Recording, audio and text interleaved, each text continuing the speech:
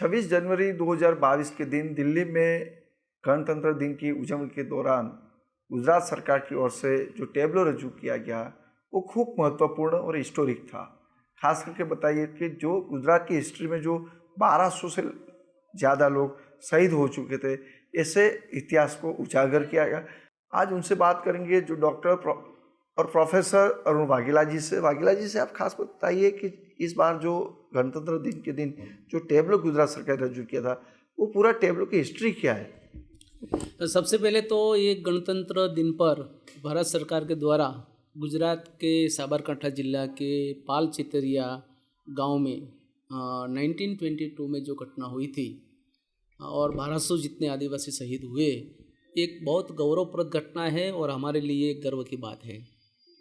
इस घटना की गहराई में हम जाइए तो 1922 के 7 मार्च 1922 के दिन एक घटना बनी थी। एक घटना को दृढ़वाव हत्याकांड यानी कि दृढ़वाव मैसाइकर के नाम से भी जानते हैं लोग। पूरा जो घटनाक्रम था, वो घटनाक्रम में स्थिति ये थी कि मोतीलाल तेजावत नाम के एक नेता जो बायकास्ट ओसवाल बनिया थे और उदयपुर राज्य के वो रहने वाले थे, उनको आदिवासियों की प्रति एक हमदर्दी का भाव अपने ज़माने में जगा। ये समय था कि जब आदिवासी सिर्फ अंग्रेज़ों की गुलामी से त्रस्त नहीं थे, साथ ही राजा रजवाड़े और जो फ्यूडल या सामंतशाही तत्व और साहूकार जो थे, वो भी उनके मालिक की भूमिका में थे। तो ऐसे एक triple layer of the slavery, इसमें ये आदिवासी अपने को एक पतित अवस्था में महसूस कर रहे थे। तब जाके एक बड़ा नेता जिसका नाम मैंने बताया मोतीलाल तेजावत, वो मोतीलाल तेजावत ने आदिवासियों को जागृत करने का प्रयत्न किया। उस ज़माने में उन्होंने आदिवासियों का विश्वास संपादित किया था। उनकी जो समस्याएं थी, वो समस्याओं को हाथ में लिया था और उन्होंने अंग्रेजों के साथ साथ जो राजा रजवाड़े थे, सामंत थे, साहूकार थे, उन्होंने लड़ने का लिए पूरा प्रयत्न किया था। आदिवासियों की क्या क्या समस्याएं थी?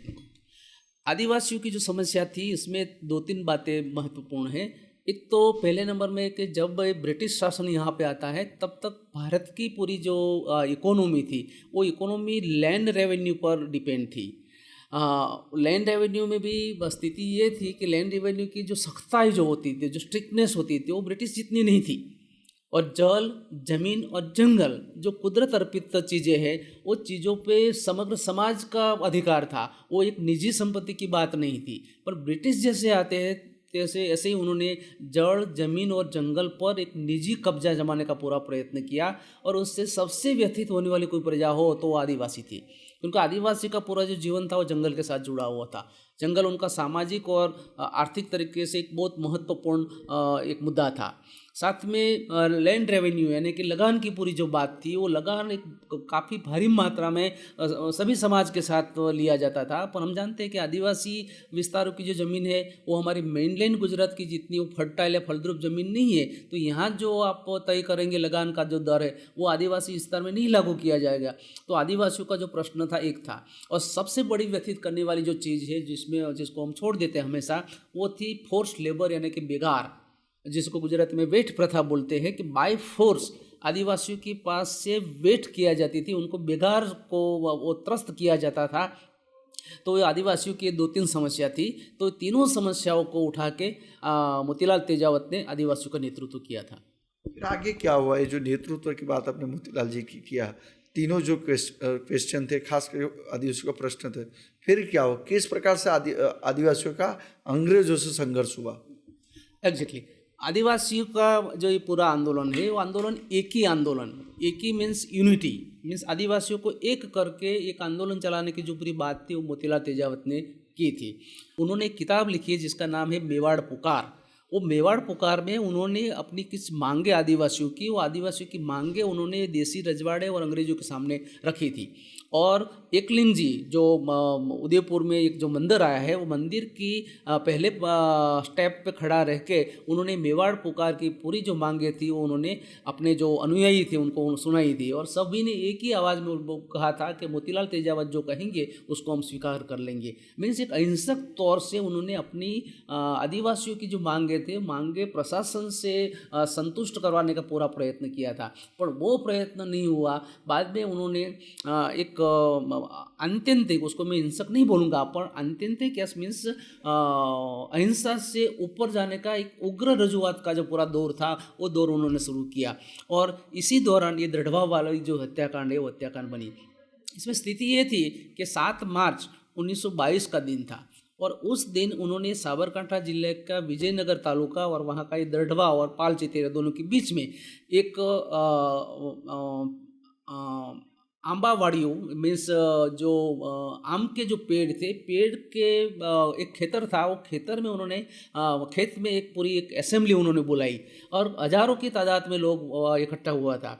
मोतीलाल तेजावत कोई आम व्यक्ति नहीं थे, वो 1962 या 3 में मोडासा और दूसरी जगह पर घूमते थे तो आदिवासी उनके पैर पर नारियल फोड़ते थे। मीन्स इतना उनका एक दबदबा है, मीन्स आदिवासियों के प्रति उनका इतनी एक भरोसा था। तो ये तब जो आज़ादी के बाद भी ये स्थिति हो सकती है, तो आज़ादी से पहले और ये जो पूरी घटना हुई तो उसकी एक लोकप्रियता का हम अंदाज़ा हम लगा सकते हैं। तो ऐसे मोतीलाल ने वहाँ एक असेंबली उन्होंने बुलाई। वो असेंबली में हज़ारों की तादाद में लोग जुड़े हुए थे। और सामान्य तौर से एक बात ये होती है कि कोई भी एक स्थल पर इतनी भारी तादाद में लोग इकट्ठा होते हैं तो कोई भी प्रशासन के लिए एक संकट का बिगुल वहाँ बजता है, जो ब्रिटिशरों के लिए भी था और राजा रजवाड़ों के लिए भी था। तो दोनों ने मिलकर वहाँ पूरी अपनी एक रेकी की और उन्होंने वो आदिवासियों को वहाँ से जो जमा हुए थे उनको वहाँ से चले जाने के लिए उनको बोला कि भाई आपको यहाँ से निकल जाना चाहिए और आपके साथ हम डायलॉग करेंगे। पर अब डायलॉग का पूरा जो दौर था वो दौर मोतीलाल तेजावत के हिसाब से तो निकल चुका था। उनको लगा था कि भाई अब हिंसक संग्राम के बिना हमारे पास कोई चारा नहीं है। तो ये पूरी जो अफड़ा तफड़ी हुई, एक वैचारिक जो विनिमय का जो एक जो स्टेज था वो स्टेज गुजर गया और ब्रिटिशर्स, कैप्टन सटल ऐसा ही समथिंग नाम था, उनके नेतृत्व में MBC यानी कि मेवाड़ भील कॉर्प्स, मेवाड़ भील पलटन, अंग्रेजों ने अपने समय में आदिवासियों की ज़्यादा जो विद्रोह थे, विद्रोह को कुचलने के लिए उन्होंने आदिवासियों में से बनी सेना बनाई थी। जैसे ये MBC यानी मेवाड़ भील पलटन, ऐसे खानदेश भील पलटन, ऐसे पंचमहाल भील पलटन। तो यहाँ जो पूरा संघर्ष की जो आगेवानी है, नेतृत्व है, वो MBC यानी कि मेवाड़ भील पलटन ने ली थी। तो भील पलटन के जो सैनिक थे, वो सैनिकों ने पहले ये भी करने का प्रयत्न किया कि ये जो आदिवासी है वो आदिवासियों को किसी तरह से समझाया जाए और अपनी एक जाति बिरादरी के साथ जो संबंध था वो संबंध प्रस्तापित करने का प्रयत्न किया। पर मोतीलाल तेजावत और उनके जो आदिवासी जो अनुयायी थे, वो आदिवासी अनुयायियों को ये बात मंजूर नहीं थी और उन्होंने पूरा एक संघर्ष का जो शुरुआत थी वो शुरुआत उन्होंने कर दी। और इस संघर्ष की जो स्थिति हुई थी, इसमें दोपहर के समय शायद जो गोलियां चली, मशीन गन चली और इसमें सैकड़ों की तादाद में आदिवासी मर गए। एक जो लोक साहित्य की यार मुख्य परंपरा की जो बात है जो आदिवासियों में से आई थी, उसमें ये कहा जाता है कि करीब करीब 1200 लोग उसमें शहीद हुए। काफ़ी लोग उसको चैलेंज भी करते हैं कि भाई आपके पास आंकड़े क्या है, 1200 लोग कैसे मरे, आपका नाम गिनाइए, पर कोई नाम नहीं होता है। नाम नहीं होने की वजह ये है कि ये जो पूरा समय है वो समय ब्रिटिश समय था और ब्रिटिश शासन ने अपने जो राजा रजवाड़े और सामंत या जो साहूकार थे, वो साहूकारों की साथ मिलकर ये पूरा कारस्तान किया था और उन्होंने ये आदिवासियों को मारे थे। मीन्स मारने वाले कभी भी बताएंगे नहीं कि हमने इतने लोगों को मारा है। तो 1200 लोगों का जो आंकड़ा है मीन्स आदिवासियों की मुख्य परंपरा में है, उनकी लीजेंड यानी किंवदंतियों में है, पर वो गलत नहीं है। और दूसरा है उसका एक रीज़न ये है कि शायद आपने पढ़ा हो, मैंने भी अपने रिसर्च में पाया है, वहाँ फील्ड वर्क करके मैंने देखा है कि कुआं था वहाँ दृढ़वा गांव में, वो कुएं में लाशों को डाला गया था। मीन्स वो नामो निशान मिटाने के लिए जितनी भी लाशें थी उन लाशों में से काफ़ी लाशों को उसमें डाला हो गया। 1922 में जो लाशें थी वो लाशें वहाँ गाड़ दी गई, पर वो जो किसान था जिसके खेत में ये कुआं था, उसने जितनी बार कुएं को रिचार्ज करने का प्रयत्न किया उतनी बार अस्थियाँ निकली, मानव अस्थियाँ निकली। जितनी बार वो रिचार्ज करता था इतनी बार मानव अस्थियाँ निकली। मीन्स इसकी वजह ये थी कि ये किंवदंती नहीं थी पर एक हिस्टोरिकल फैक्ट था। साथ में ये जो आम के पेड़ की मैंने बात बताई कि जहाँ ये मोतीलाल तेजावत ने असेंबली बुलाई थी और जहाँ से पूरा गोलीबार हुआ था, वो आम के जो काफ़ी पेड़ थे पेड़ को एक दफ़ा वो किसान ने काटना चाहा कि अब उसका कोई मतलब नहीं है, उसकी एज हो गई है तो उसको काट दिया जाए। तो जितनी बार उसको काटा तो कभी बार करवट टूट जाती थी, उसकी जो सौ होती थी जिसके काटते हैं वो करवट टूट जाती थी। तो उसको जिज्ञासा हुई कि क्यों कट जाती है, तो उसमें वो कारतूस निकली। एक दो नहीं, काफ़ी मात्रा में कारतूस निकली थी। मीन्स 1922 में जो घटना बनती है उस घटना के अवशेष आपको 2010 तक मिलते हैं कि कुएं में से आपको अस्थियाँ भी मिलती है और साथ में ये आम के पेड़ में से वो कारतूस भी निकलती है। मीन्स ये आसान घटना नहीं थी, ये किंवदंती नहीं है, पर मान लो कि हम एक निश्चित एक आंकड़े में न पड़े 1200 लोग, पर सैकड़ों की तादाद में आदिवासी ये माभूम की आज़ादी के लिए शहीद हुए, उसमें कोई दो राय नहीं है। आपका बहुत बहुत आभार। आज हमारे साथ इतिहासविद प्रोफेसर अरुण वाघेला जी। वाघेला जी, जिस प्रकार लोगों ने हमारी पंचायत टीवी को सब्सक्राइब किया, उसी प्रकार आप भी सब्सक्राइब कीजिए।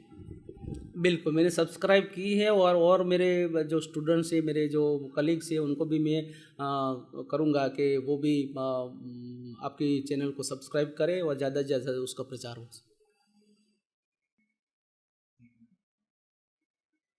जिसी प्रकार प्रोफेसर अरुण वाघेला जी ने आज पंचायत टीवी को सब्सक्राइब किया, उसी प्रकार आप भी सब्सक्राइब कीजिए। आपको इसी प्रकार गुजरात के इतिहास की, देश के इतिहास की आपको इन्फॉर्मेशन मिलती रहेंगी। कैमरामैन मुकेश परिक के साथ हितेंद्र बारोट, पंचायत टीवी, अहमदाबाद।